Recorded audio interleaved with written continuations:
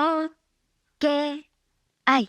I'm going to tell you the story of a mysterious car bombing, one that received a lot of media attention for a brief moment in time before almost being completely forgotten about. For some, this is the story of a conspiracy where the FBI planted a bomb in an innocent activist car. For others, it's simply yet another story of bumbling FBI agents screwing up an investigation so badly that it's easier to believe in a conspiracy than it is to believe that the FBI could be so incompetent.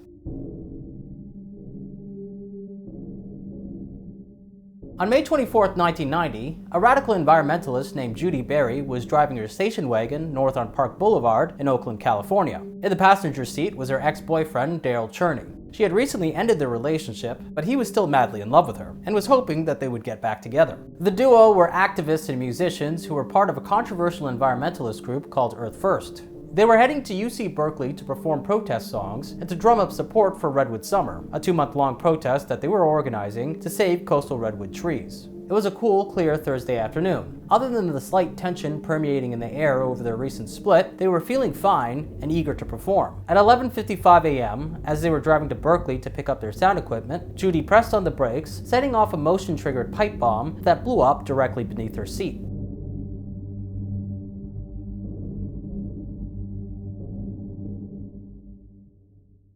The force from the bomb launched a seat spring inside of her, dislocated her back, shattered her pelvis, perforated her colon, and sprayed hundreds of nails that were duct taped to the bomb into the interior of the car. The blast left her handicapped for the rest of her life, but as fate would have it, the bomb had only partially exploded. If it had worked as intended, she would have died instantly.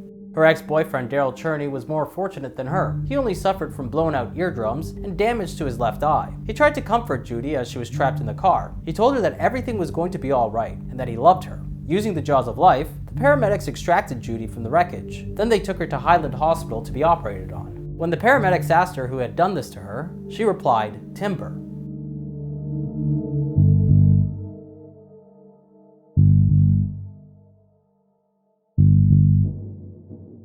At the time of the car bombing, Judi was 40 years old. She was from Silver Springs, Maryland. She was a Maoist who was raised in a family with 3 generations of communists. Her maternal grandparents were Bolsheviks who fought in the Russian Revolution. Her parents were members of the Communist Party who were investigated by the FBI for harboring a Russian spy. Judi went to the University of Maryland, where she spent most of her time protesting the Vietnam War. In her 5th year, she dropped out to live in a commune, use hard drugs, and to work as a cashier. For the next decade, she worked a bakery job, a clerk job, and a job at the post office. Even though she came from a privileged background, her mother was a renowned mathematician, she began to consider herself as working class. At each of these jobs, she became heavily involved in union organizing. The way she saw it, she was instilling revolutionary class consciousness into the proletariat by leading her fellow workers in strikes against their bosses, the bourgeoisie. In Kate Coleman's biographical novel about Judi Bari, she wrote, "To hear her talk, the clerk job was the cutting edge of the labor struggle. In her version of events, she had argued with the white union president from the floor, boldly yelled bullshit to his face, and in the process, inspired the black workers to tear up their union contracts and riot." Around this time, she began corresponding with a man named Mike Sweeney, who was also involved in union organizing. After exchanging letters for 5 years, she moved to California to be with him. There they had 2 children, and she began working as a carpenter for a yurt construction business. One day, she said that it dawned on her that the construction business she was working for was using old-growth redwood timber to construct vacation homes. That realization woke her up to the plight of coastal redwood trees. She learned that they had been decimated by the logging industry, which had chopped down 96% of redwood trees since 1850. This began a fascination with redwood trees that lasted for the rest of her life. She learned that they were the tallest trees on Earth and the largest individual living organisms. Some redwood trees had been standing since the time of Christ. There had been many efforts to save coastal redwood trees from extinction. During the early 20th century, Madison Grant, a prominent eugenicist who wrote a book about the Nordic race that was praised by Adolf Hitler, led a group called the Save the Redwoods League, which had its first meeting at Bohemian Grove. Yes, the same Bohemian Grove that you're probably thinking about. Around 60 years later, Judi Bari was looking for a community to join that was dedicated to protecting old-growth redwood trees, and she found Earth First in Humboldt County. Earth First in Humboldt County was started by Darryl, the passenger in Judi's car when it was bombed. Darryl had made a name for himself for his ability to generate media attention by pulling off stunts to protest the clear-cutting of redwood trees. When he met Judi, he was running for Congress. Darryl was looking for a graphic designer to help him make campaign signs, and someone recommended Judi to him. Darryl said that the first time he met Judi, she immediately started to berate him for not having sufficient stances on issues like abortion and welfare. As she ripped him apart, Darryl said that he instantly fell in love with her. The duo started to protest together, and Judi quickly became the face of Earth First in Northern California. Their main target was Pacific Lumber, a logging company owned by Charles Hurwitz. In the 1980s and 1990s, Charles Hurwitz was the most hated man in Northern California by environmentalists and loggers alike. He was a corporate raider who specialized in hostile takeovers of inefficient companies with a lot of assets but lacking in profits. Acquiring companies and making them profitable by any means necessary was Charles Hurwitz's bread and butter. It made him the owner of a mini empire of $4 billion worth of businesses in real estate and oil by the time he was 45 years old. In 1986, Charles Hurwitz seized ownership of the Pacific Lumber Company in a hostile takeover. He secretly bought the majority of the company's shares with financing from junk bonds and strong-armed the shareholders into accepting his tender offer. Before Charles Hurwitz, Pacific Lumber Company was an environmentally sensitive logging company. It was run for generations by the Murphy family, which treated old-growth forests and Pacific Lumber employees with a great deal of respect. After Charles Hurwitz, Pacific Lumber began to triple its rate of cutting and screwed its employees out of their pension. Judi Bari and Darryl Cherney spent 2 years leading Earth First protests against Charles Hurwitz. Then on May 24, 1990, Judi and Darryl were heading to UC Berkeley to put on a show and recruit students to join them in a series of demonstrations called Redwood Summer. And as Judi was driving, her car exploded.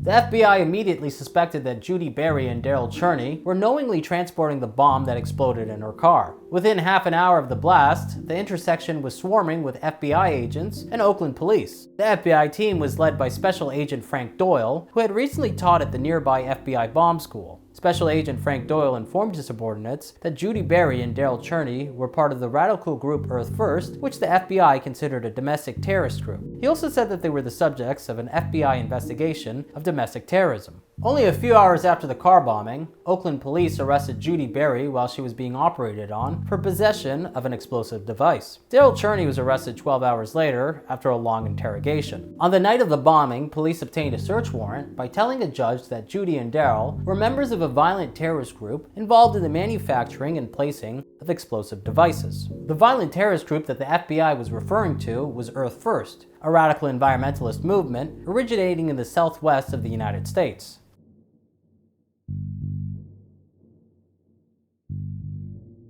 Meets two men willing to go to jail to put Earth first.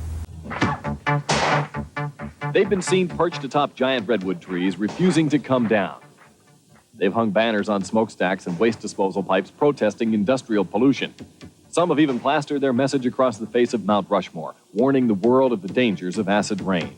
They're radical environmentalists and members of the organization Earth First, and they believe man is ruining our planet. Now, the label used by the FBI, Violent Terrorist Group, wasn't entirely accurate since there had never been an injury or death of a human being attributed to the actions of Earth First. In fact, Earth Firsters were only really a danger to themselves as they had a habit of jumping in front of logging trucks and falling down trees. Earth First was founded by a group of disgruntled mainstream environmentalists who decided to create a movement that took direct action against industrial polluters instead of playing politics. Earth Firsters believed that a human being's life was of no more intrinsic value than an animal's life, or even life forms such as deadly viruses. Members of Earth First saw themselves as eco-warriors in a battle against polluters. Uranium mining, coal mining, strip mining, oil extraction, dams, nuclear weapons, overpopulation, automobiles, off-road vehicles, roads and public land. Earth First saw all of these as a result of humanity's most awful disease, its need for infinite growth. This line of thinking often led to misanthropic conclusions. Dave Foreman, the co-founder of Earth First, said that the United States shouldn't provide aid to famine-stricken Ethiopia because famine was nature's way of dealing with the problem of overpopulation. Another Earth Firster went even further when he said that HIV/AIDS could be a necessary solution in a Malthusian sense for the problem of overpopulation. These types of views are why critics called Earth Firsters eco-fascists.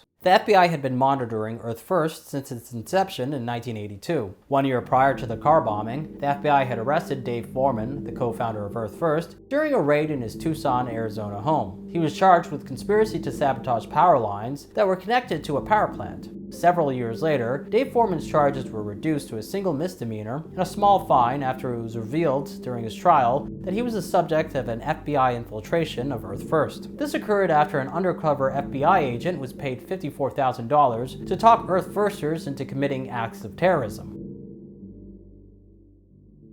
It's time for a warrior society to rise up out of the earth and put ourselves in front of the juggernaut of destruction, to be antibodies against the human pox that's ravaging this precious, beautiful planet. I don't want to live if there aren't any rhinoceroses. I don't want to live if there aren't any mountain lions in California. That's what my life is for. Is to throw it in the wheels of this insane progress and to fight for it. Yes! And that's what warriors are for. That's what a warrior society is for. Dave Foreman wrote a book called Confessions of an Eco-Warrior, where he advocated that Earth Firsters perform acts of industrial sabotage on behalf of the environment. He also wrote a book called Eco-Defense, which was a field guide of how to commit acts of sabotage known as monkey wrenching. His book taught readers how to sabotage engines by dumping sugar into the gas tanks of construction vehicles, how to tree spike, how to topple power line towers, how to burn heavy machinery, and other acts of economic damage against industrial polluters. Earth First rules explicitly stated that members could not harm other human beings. But their critics pointed to Earth First advocacy of tree spiking, which was the act of hammering a metal rod into a tree in order to obstruct logging. Tree spiking could be lethal in the case that a logger's saw made contact with the metal rod stuck in the tree. Earth Firsters argued that whenever they committed an act of tree spiking, they would inform the logging companies where the spike was placed to prevent any such injury. 2 days before the car bombing, Judi Bari met with logging representatives to brief them on her plans for Redwood Summer. In that meeting, she made a pledge to nonviolence. By then, she had already publicly denounced tree spiking on various occasions. Judi Bari's commitment to nonviolent civil disobedience put her group, the Northern California Earth Firsters, at odds with Dave Foreman's eco-warrior, monkey-wrenching version of Earth First. When Dave Foreman co-founded Earth First, he and the other founders saw themselves as rednecks fighting for the environment. Dave Foreman, who had once been a Goldwater Republican, lamented about Judi's Marxist influence over Earth First. Dave Foreman believed that Earth First should use industrial sabotage to defend the environment, and Judi Bari believed that Earth First should demonstrate peacefully and form an alliance with timber workers against their bosses. So Judi Bari had a public track record of nonviolence, yet the FBI instantly believed that Judi and Darryl were knowingly transporting the car bomb when it exploded. Why?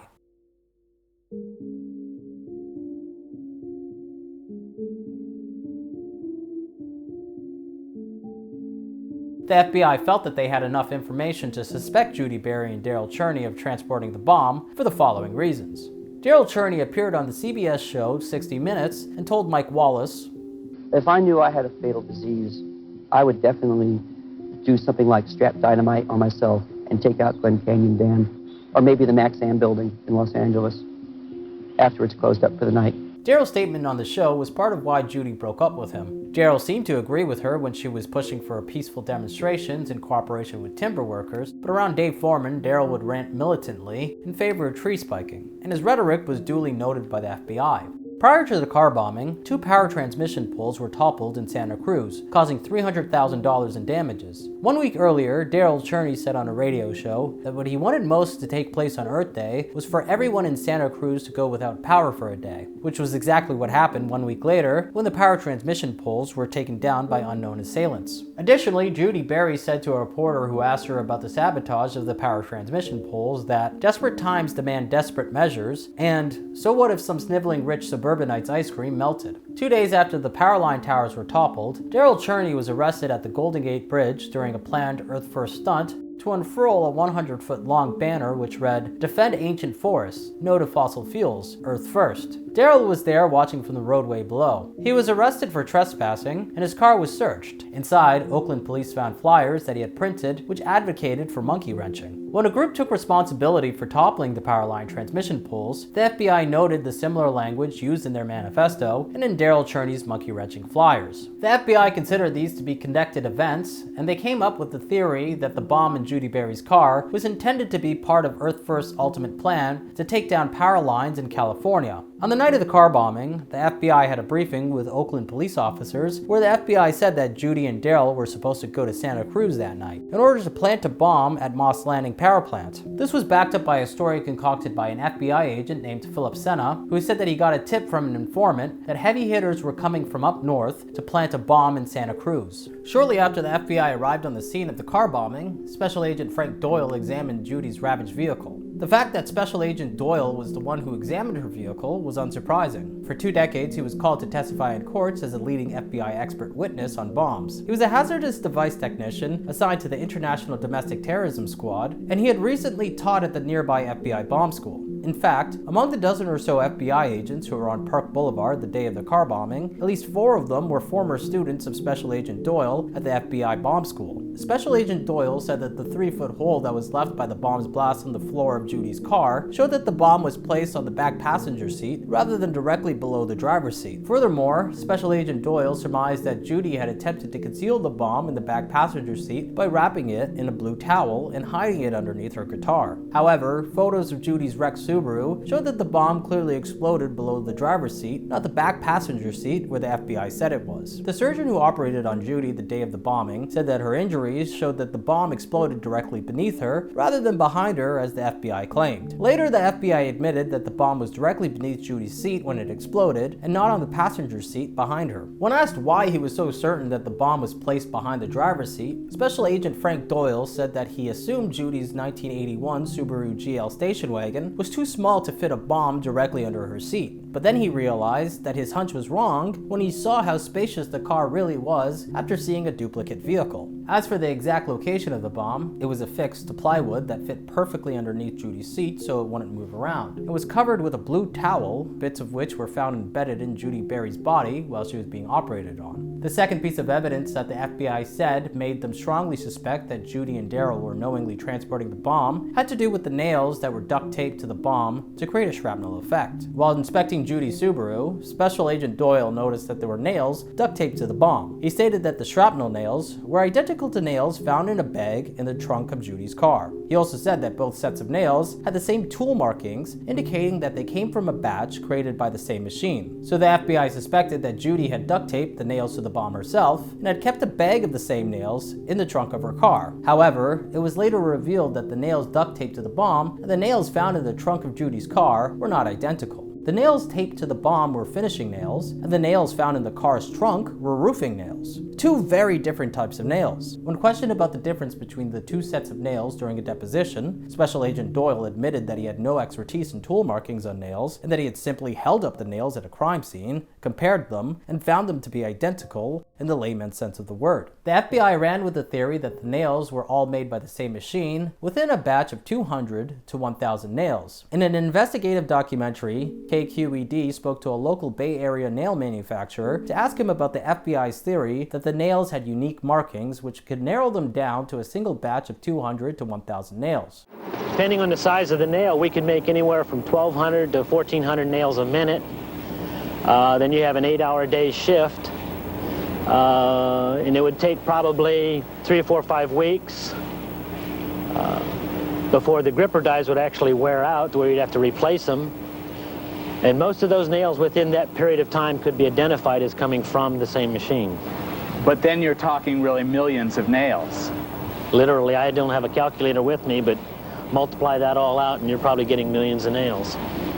So the nail manufacturer said that the FBI was not correct. In fact, they were looking at mass-produced nails that machines could spit out in batches of millions. A far cry from the FBI's theory that there were only 200 to 1,000 nails per batch. After the FBI arrested Judi and Darryl, they held a press conference and confidently said that the duo were terrorists and that they were the only 2 possible suspects. According to the FBI, it was an open and shut case. They found matching nails, and the position of the bomb in the back seat was consistent with transportation of an explosive device. Even after being proven wrong, the FBI barely attempted to do any further investigative work to find the real bomber. Neither did the Oakland Police Department or any other law enforcement agency that was assigned to the case.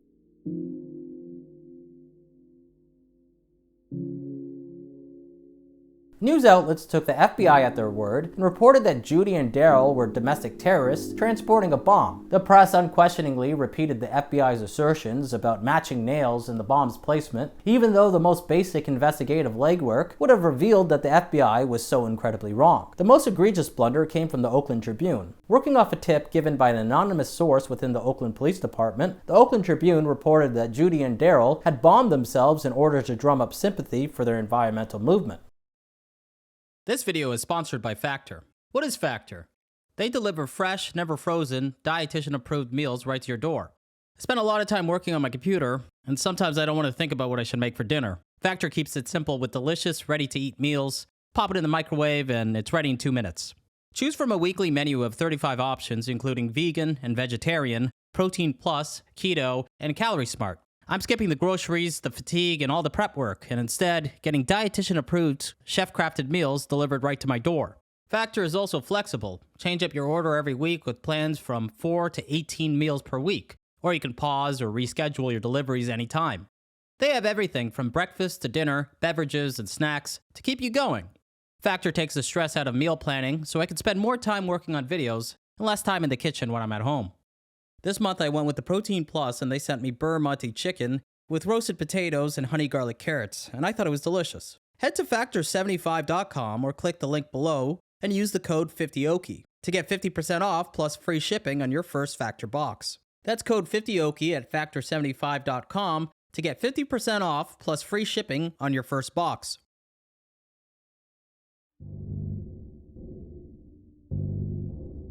Within a matter of days, Darryl Cherney and Judi Bari were released from police custody. 2 months later, on July 17, 1990, the Alameda County District Attorney's Office declined to press charges against them. The FBI and the Oakland Police Department didn't give the prosecutors at the District Attorney's Office anything to base a case on. While Judi was recovering in the hospital, she kept thinking about how odd it was that the FBI arrived at the scene of the bombing in less than 30 minutes. She mulled over the fact that they had concluded that she was guilty before they even began an investigation. The only investigative work that they seemed to do was to look for evidence that would prove that she was a terrorist transporting a bomb. After deep consideration, Judi came to the conclusion that the feds were working with the timber industry either to frame her or to see her dead.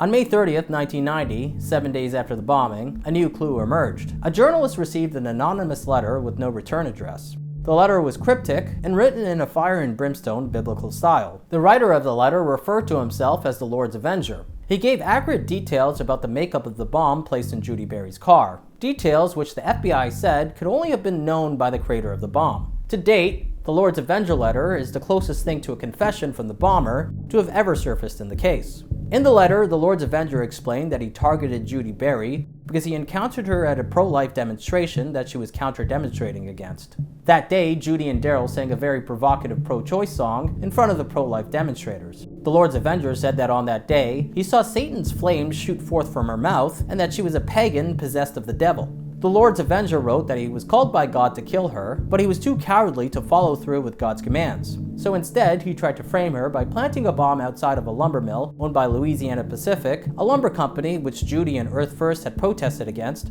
on several occasions. There was in fact a bomb matching the description given in the Lord's Avenger letter that was found at the Cloverdale Mill in Sonoma County, California, 15 days before the car bombing. The Lord's Avenger said that the bomb was connected to a can of gasoline, which he left on the front porch of the Cloverdale Mill, but the bomb failed to ignite the gasoline and set fire to the mill. Next to the bomb was a cardboard sign that said Louisiana Pacific screws workers. Louisiana Pacific screws mill workers was in fact a line that Judi had said during a speech in the spring of 1990, which fit with the Lord's Avenger's claim that he planted the Cloverdale bomb in order to frame Judi. Some observers noticed that the Cloverdale bomb was planted on the 3rd anniversary of a tree spiking accident at a Louisiana Pacific mill that injured a young man named George Alexander. Although Earthverse was blamed by many in the logging industry for the accident, there was no proof that the tree spiking was done by Earth First, and even the victim of the tree spiking, George Alexander, blamed his employers at Louisiana Pacific instead of Earth First. After examining the bomb in Judi's vehicle and the bomb left in front of the Cloverdale Mill, the FBI found that they were made by the same person. Many suspected that the Lord's Avenger letter was written by a former Louisiana Pacific mill worker and NFL defensive end named Bill Staley, who became a born-again Christian and pro-life activist. In 1988, Bill Staley was at the pro-life demonstration against the opening of a Planned Parenthood clinic that was mentioned in the Lord's Avenger letter. Judi was there as a counter-demonstrator. The Lord's Avenger wrote that his encounter with Judi outside of the abortion clinic was his primary motivation for revenge. 2 months after the bombing, the FBI questioned Bill Staley. He volunteered to take a lie detector test and denied writing the Lord's Avenger letter. Bill Staley most likely didn't write the letter, but whoever did wanted to make it seem like he did. And they also knew that he was at the anti-abortion demonstration that Judi Bari was at. Judi and Darryl didn't believe that Bill Staley was the author of the Lord's Avenger letter. They suspected that the FBI wrote the letter. Judi called it a classic COINTELPRO letter, referring to the secret counterintelligence program ran by the FBI between 1956 and 1971 to expose, disrupt, misdirect, discredit, or otherwise neutralize subversive political groups. After the car bombing, Judi became convinced that she was a victim of the FBI's COINTELPRO program.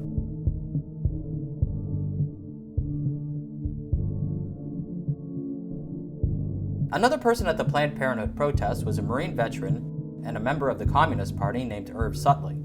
Irv Sutley was a gun enthusiast who was a tenant of a friend of Judi's named Pam Davis, who later said that she had to evict Irv for pointing a gun at her. But before that, they were close, and after the Planned Parenthood protests in 1988, Irv Sutley offered to take Judi, Darryl, and Pam target shooting. That day, Judi didn't do any target shooting, but she posed for photographs while holding Irv's guns and imitated a photo of Patty Hearst, the heiress who was kidnapped by a militant far-left organization. Irv sent the photos of Judi holding guns to a mutual friend named Bruce Anderson, who ran a newspaper called the Anderson Valley Advertiser, which Judi wrote for. Bruce then asked for Judi's permission to print the photos of her holding the guns in his newspaper. She said yes, and he printed the photos on the front page in a pin-up girl layout with a slug line that read, "They don't make hippies like they used to." After the car bombing, major newspapers circulated the photos of Judi holding weapons and suggested that she was a terrorist. A year and a half earlier, the Ukiah police received original copies of the photos of Judi holding guns, along with a letter that became known as the snitch letter or the Argus letter. In January 1989, the Ukiah police received a letter in the mail from someone who identified themselves as Argus. Argus claimed to be a mole that infiltrated Earth First to report on their illegal activities. Argus wrote that Judi Bari and Earth First members were conducting automatic weapons training. Judi, he said, was financing Earth First activities by buying and selling marijuana in the mail. Argus said that he could arrange for the police to be there to arrest Judi the next time she sent marijuana in the mail, so they can book her for a federal offense. He included a photograph of Judi holding Irv Sutley's gun as proof that she and Earth First were conducting guerrilla weapons training. There were quite a few things that stood out about the Argus letter.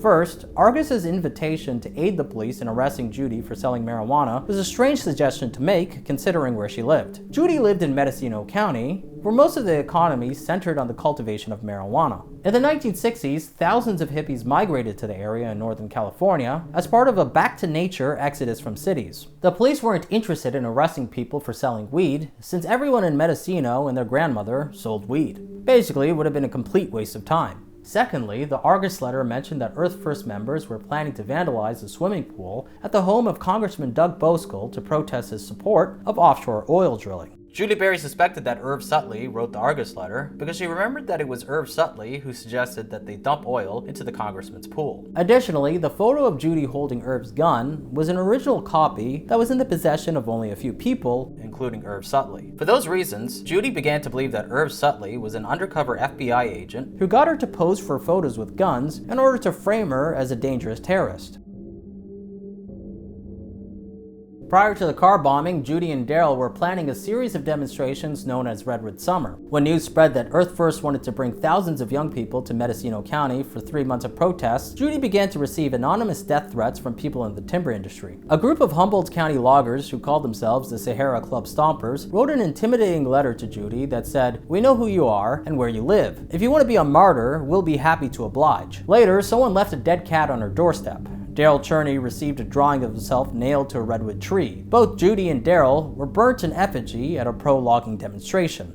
In a letter that later became important to the investigation, someone wrote, "Get out, go back to where you come from, we know everything, you won't get a second warning." Judi and her daughters went into hiding after she received an image of herself overlaid with the crosshairs of her rifle scope. Judi said that she contacted the county sheriff's office about the death threats and was told that they didn't have enough manpower for an investigation. She said that they told her that if she turned up dead, then they would investigate. During a community meeting a month before Redwood Summer, Judi complained about the death threats. I think that we call for nonviolence. The timber industry responded by basically saying they'll lynch us if we don't. And if you think I'm exaggerating, this was pinned to my office door. You all may see this also. This is a photograph of me Xeroxed from a newspaper with a rifle scope over my head. It's because in addition to the very deliberate misinformation and hate campaign I see being stirred up against us, I also feel very strongly that the Mendocino... brought it on yourself. Please let me... Either you shut up or I'm leaving. Well, please leave now and goodbye. We'll enjoy it. Are you going to control the meeting? I have one more thing to say about the National Guard and the police. I'm going to rule you out of order. You know, there's a lot of things going on besides what Earth First is doing. They want to demonstrate peacefully. More power to them. But the first guy that comes on my property and damages a piece of our equipment or endangers one of my employees, the shit's going to hit the fan. I'm sorry to say that, but I mean it. Thank you.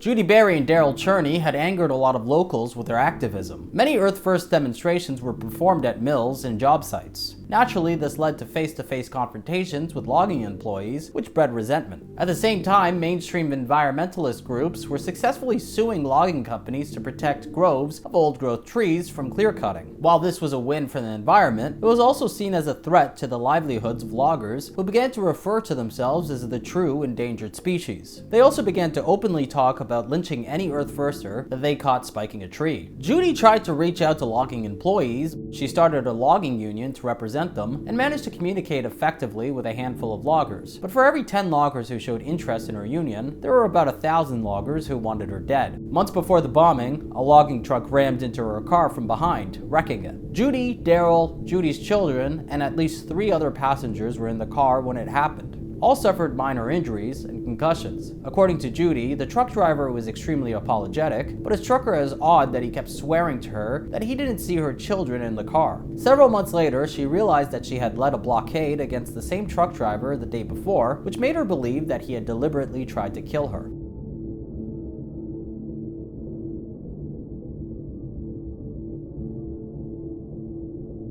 After the car bombing, some people suspected Steve Åkerström, an owner of an independent logging firm in Ukiah, of planting the bomb. Steve Åkerström's logging company was the target of Earth First protests for his use of a machine called a Felllerbuncher, which was capable of cutting down thousands of trees a day. The Felllerbuncher was the perfect target for Judi Bari, whose 2 pet concerns, old-growth redwood forests and loggers' jobs, were both put at risk by the machine. After Earth First demonstrations against the Felllerbuncher, the machine caught fire at a work site in the forest. It was repaired, but later it burnt again. Steve Åkerström blamed Earth Firsters for sabotaging the machine, but they denied having anything to do with it. Police and insurance investigators said that there wasn't any evidence of sabotage in either fire. When Judi's car exploded, some members of Earth First blamed Steve Åkerström for planting the bomb as revenge for messing with his Felllerbuncher machine. Steve said that he had nothing to do with it. So when exactly was the bomb planted in Judi's car? Here's a timeline of the 48 hours before the bomb went off.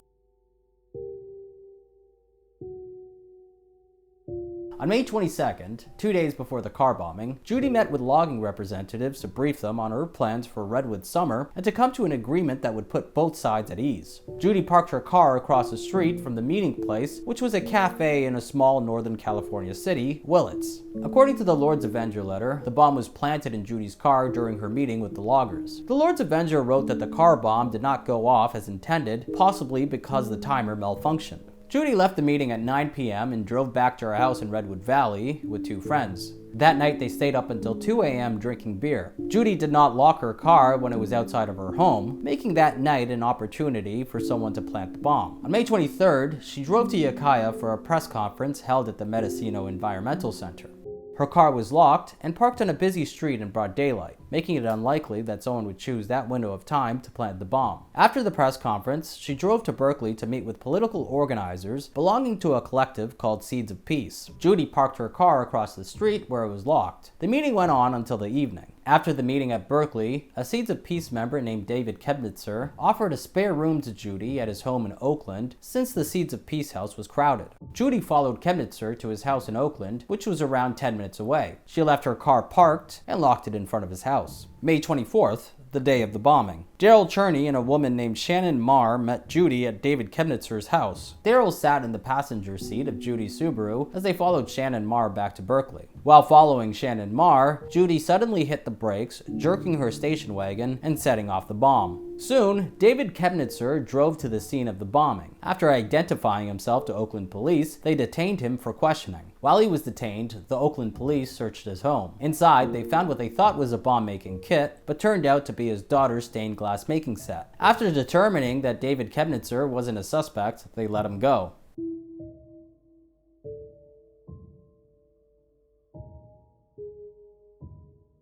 Over the years, Judi had considered over a dozen people to be suspects in the case. According to Judi, the bombing was a COINTELPRO plot staged by FBI agents, timber interests, Nazi survivalists living in Fort Bragg, and Irv Sutley, who she believed was an undercover FBI agent. She felt that her theories were justified when it was revealed that there was an FBI bomb school that same year, headed by Frank Doyle, the lead FBI investigator on her case. At least 4 FBI agents on her case were alumni of the school, and suspiciously it was held on Louisiana Pacific land, one of the large logging companies that Judi regularly protested against. During the bomb school, the FBI blew up cars with pipe bombs, the same type of bomb that was planted in her car. Students of the bomb school were taught that usually car bombs weren't planted inside of locked vehicles because it's difficult to break into a car without leaving evidence of a break-in. Instead of planting a bomb inside of the car, they were told that bombers placed their bombs under the car frame or in the engine compartment. In an article about the FBI bomb school, Judi wrote, "At the 1990 bomb school, they created virtually the same crime scene that was about to happen in Oakland and practiced responding to it." Sergeant Hansen testified that one of the reasons he says he believed the bomb in my car belonged to me was that it was in the passenger compartment. When a former school teacher and environmentalist named Ed Gurman decided to take time off of work to investigate the case himself, he approached Irv Sutley, believing Judi's theory that Irv was working for the FBI. Irv Sutley agreed to sit for several long interviews with the amateur detective, who spent months fact-checking everything that Irv Sutley said. When his story checked out, Ed Gurman came to believe that Irv Sutley was innocent. In 1994, Irv Sutley volunteered for a polygraph and was asked if he was an informant. He said that he wasn't. He was then asked if he wrote the Argus letter. He said no. Was he involved in the bombing of Judi's car? No. Was he solicited to kill Judi's ex-husband, Mike Sweeney? Yes. The polygraph results indicated that Irv Sutley had answered truthfully to each question. The most popular theory in the case is that Judi's ex-husband, Mike Sweeney, was the bomber, as well as the writer of the Lord's Avenger letter, the Argus letter, and a threatening letter known as the Second Warning letter. This was the conclusion that an attributionist scholar named Don Foster came to. Don Foster wrote an article in the 1999 issue of Flatland magazine, a conspiracy magazine that was published in Fort Bragg. In the article, he laid out his investigation and methodology. He started by gathering the writing and speaking samples of everyone who was a potential suspect in the case, including FBI agents and even Judi herself. After comparing the writing samples of the suspects with the Lord's Avenger letter, the Argus letter, and the Second Warning letter, he came to the conclusion that Judi's ex-husband, Mike Sweeney, emerged as the only plausible author of the 3 letters. Don Foster had been successful in the past in using author profiling to confirm the identity of the Unabomber based on his manifesto. But he also had a track record of rushing to judgment and getting things terribly wrong, as he did in the John Bonet Ramsey case and the Anthrax case. Don Foster looked at patterns in writing styles and used computers to catalog the unique quirks of an individual's writing style. Judi's ex-husband, Mike Sweeney, accused Don Foster of being a charlatan and said that he was the victim of McCarthyite smear techniques. Mike was adamant that he wasn't the author of any of the letters and that he was not the bomber. Mike Sweeney was originally the reason that Judi Bari had moved from Maryland to California. In 1974, they began corresponding by mail. They were both involved in union organizing. Judi came to respect Mike Sweeney, who was able to give her detailed legal advice, and they fell in love. When Judi decided to finally meet the man that she had been writing to for 5 years, he was freshly divorced and living 200 yards away from his ex-wife, who accused him of harassing her and filing frivolous legal motions against her. One night when Mike Sweeney asked Judi to help him vandalize his ex-wife's water system, she obliged. They got married in 1981. Judi joked that she chose Mike Sweeney for eugenic purposes. She said that she was breeding for intelligence and hair color. They started building a home together in Redwood Valley, California. By the time of their divorce in 1988, they were battling over the empty home and both keeping close guard over it. Mike Sweeney lived in an RV 15 feet away from the garage, which Judi was living in with her children. During their marriage, Judi told several friends that Mike Sweeney beat her. Although she later denied saying it, she told people that he was violent, quick to rage, and extremely controlling. She said that she was afraid of him and was looking for ways to get away from him. Despite that, she never reported him to the police and didn't cite domestic abuse in her divorce proceedings. Publicly, Judi denied that Mike Sweeney had anything to do with the car bomb, even though privately she confessed to friends that she thought it was Mike Sweeney who planted the bomb. So if Judi denied that her ex-husband did it, why do so many people who've looked at this case come to the conclusion that Mike Sweeney is the one who planted the bomb? When he was at Stanford, Mike Sweeney belonged to a Maoist wing of a radical group called the Ben Siramos, which had a stated goal of overthrowing America. America always spelt with 3 Ks. His professor, H. Bruce Franklin, was their leader, who advocated in favor of militancy and urban guerrilla warfare. The Ben Siramos stockpiled weapons and explosives. They offered military training to their members and workshops in bomb construction. The Ben Siramos dissolved in 1973 after 2 prison guards were ambushed, and one of them was shot dead by Ben Siramos members who were attempting to free a prison inmate named Ronald Beatty. 14 people were arrested, including Mike Sweeney's professor, H. Bruce Franklin, who was charged with murder and harboring a federal fugitive. But the charges were later dropped, and H. Bruce Franklin, who had been fired from Stanford by then, went on to work as a professor at Rutgers University. Although Mike Sweeney was a member of the Ben Siramos, there was no evidence that he was involved in anything that I just mentioned. However, it's worth mentioning since it's possible that Mike Sweeney learned bomb manufacturing while he was part of the militant group. In fact, on at least 2 occasions, Mike Sweeney demonstrated that he was able to manufacture a bomb. According to Steve Talbot, the producer of the KQED documentary Who Bombed Judi Bari, Judi told him that in 1980, Mike Sweeney firebombed an airport hangar on an airfield that he was opposed to the expansion of. The airfield was a holdoff from the Second World War and was being expanded for a pilot training school and a staging area for crop dusting. According to Judi, Mike was obsessed with the airfield and was extremely irritated at the pilots that circled above their house and flew low. Mike Sweeney publicly complained about the airfield at a Sonoma County Board of Supervisors meeting. Then, Judi said, Mike decided to take matters into his own hands.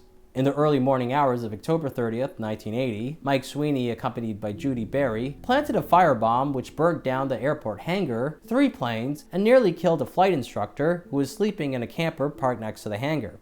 Mike Sweeney was never charged for setting the airport hangar on fire, and he vehemently denied doing so. Now here's another suspicious story about Mike Sweeney. After Judi's car bombing, Mike Sweeney constructed a replica of the bomb based on the descriptions of the bomb in the Lord's Avenger letter, as well as details shared by authorities that were published in news outlets. Mike said that he built the mock-up of the bomb to prove that it could fit underneath the driver's seat of Judi's Subaru. Now this mock-up was actually a fully functional bomb, and it frightened a friend of Judi's who saw it without knowing its origin. She called the police, who then sent a bomb squad to dispose of it. After that, some of Judi's friends became suspicious of Mike Sweeney. Why, they wondered, was he able to manufacture a bomb? Later, Mike Sweeney denied that he made the mock-up, but a recording of Judi saying that Mike created the bomb mock-up was discovered, which contradicted his denial of making it. When Don Foster investigated Mike Sweeney's writing style, Don Foster studied a manuscript of an unpublished novel written by Mike Sweeney. The main character in Mike Sweeney's unpublished novel was a female radical environmentalist named Eliza Devlin, who was a member of a fictional group called the Defenders of the Earth. In the novel, Eliza, an obvious stand-in for Judi, is murdered by a Christian fundamentalist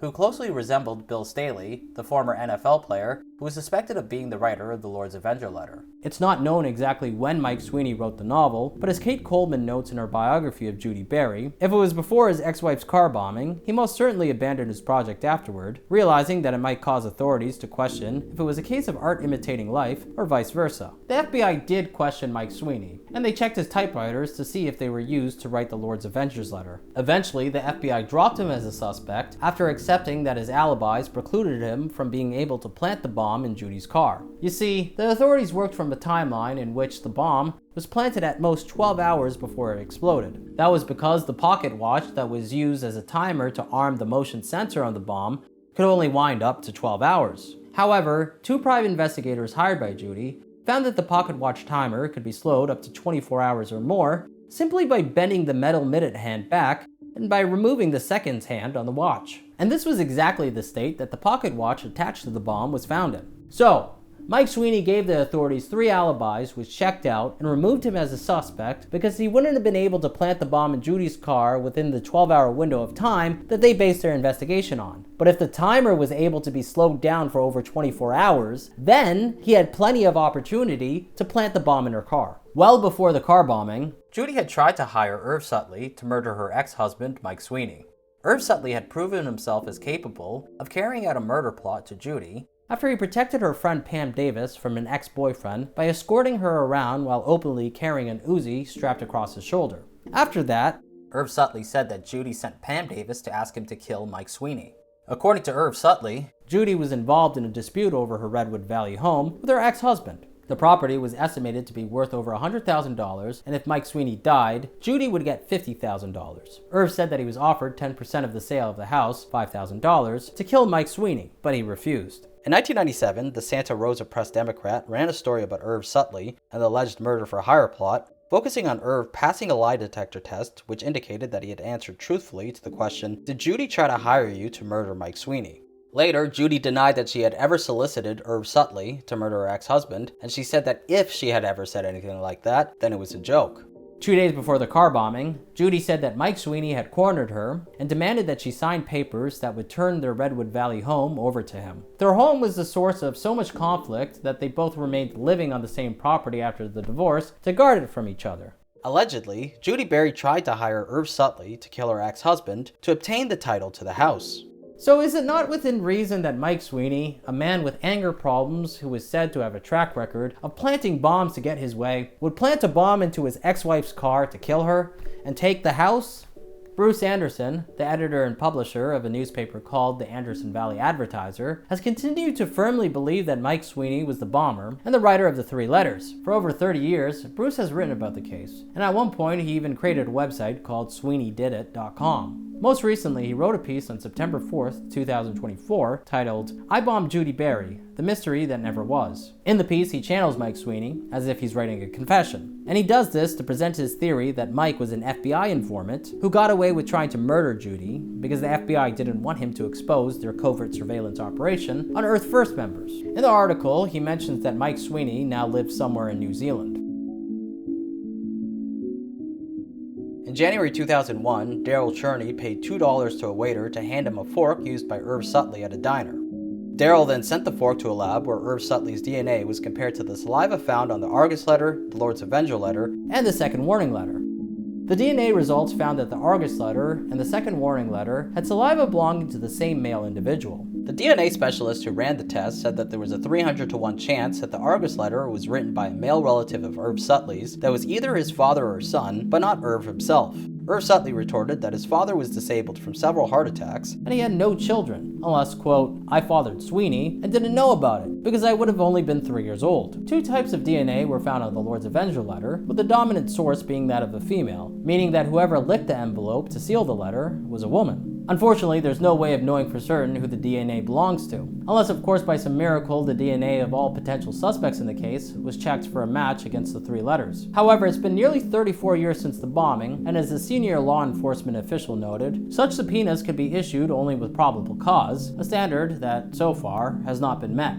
In 1991, Judi Bari and Darryl Cherney filed a civil suit against the FBI and Oakland Police Department for violating their Fourth Amendment rights against unreasonable search and seizure. The trial was postponed for 12 years by circumstances which included 9/11, which the plaintiffs argued would bias the jury against Judi Bari, Darryl Cherney, and the radical environmentalist group Earth First. Both the FBI and the Oakland Police Department were found to have denied them their First Amendment rights by characterizing them as terrorists. The jury awarded Judi Bari's estate and Darryl Cherney $44 million in damages. Their attorneys received 40% of the settlement, roughly $1.4 million, and the rest went to Judi's estate, as well as $350,000 and $400,000 to her daughters.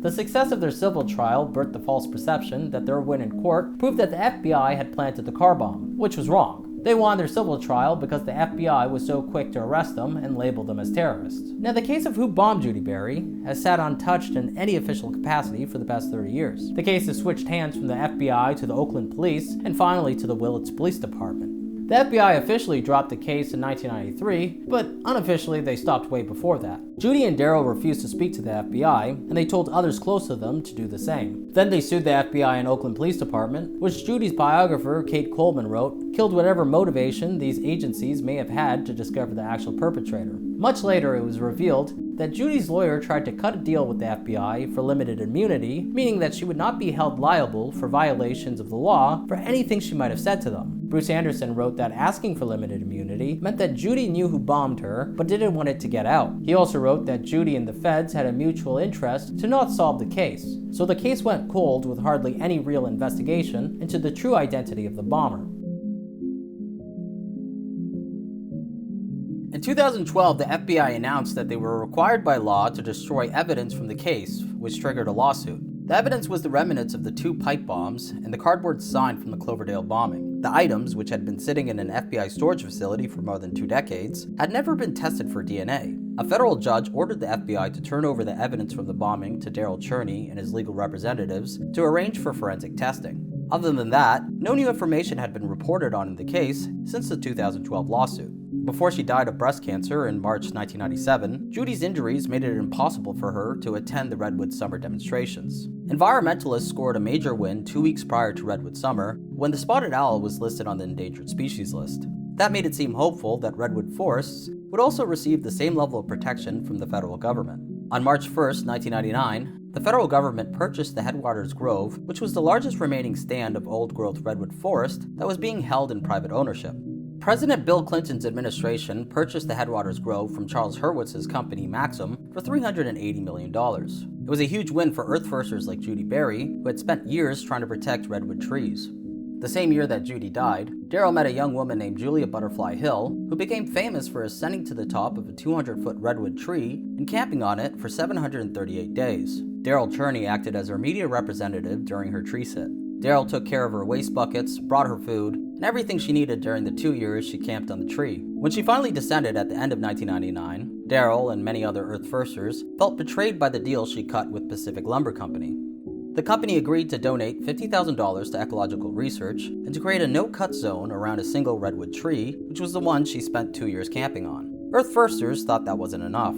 They were only interested in protection of the entire forest ecosystem, rather than a buffer zone around a single tree. Pacific Lumber Company went bankrupt in 2008 after racking up hundreds of millions of dollars in debt.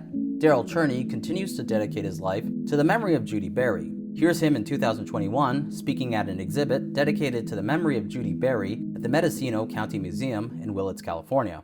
The bomb car. This is the car that Judi Bari and I were in on May 24th, 1990, just before 12 noon, when it was blown up by a pipe bomb under Judi's seat. This car was given to the museum by Judi Bari in her will, and they've held on to it since 1997. So that's 24 years, and finally here it is on display, and it's been quite the attraction. People are coming to the Willits Museum, the Mendocino County Museum at Willits. The question of who bombed Judi Bari still remains unanswered. If you enjoyed this video and my other work, please consider supporting this channel on Patreon. In between uploads, you can find me on Twitter, Instagram, and I recently made a Blue Sky account. Otherwise, my next upload is slated for April 2025. So, see you then. Until next time.